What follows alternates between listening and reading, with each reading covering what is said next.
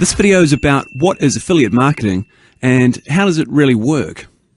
Okay, affiliate marketing is a web-based system where you as an affiliate get paid for referring sales and customers to another business. There are many different ways you can earn money from being an affiliate marketer, including commission-based affiliate programs and AdSense. Let's take a look at a couple of fictional examples. Here's one for commission-based affiliate programs. Jeff has a website full of dog training advice. On the side of his pages, he's placed an ad for a dog training ebook. If any of the visitors click on his ad and buy the ebook from the merchant's website, Jeff receives 75% of the price of the book as commission for sending that visitor to the merchant. And okay, that's it from me. I hope this was helpful. Thanks for tuning in, and we'll see you next time.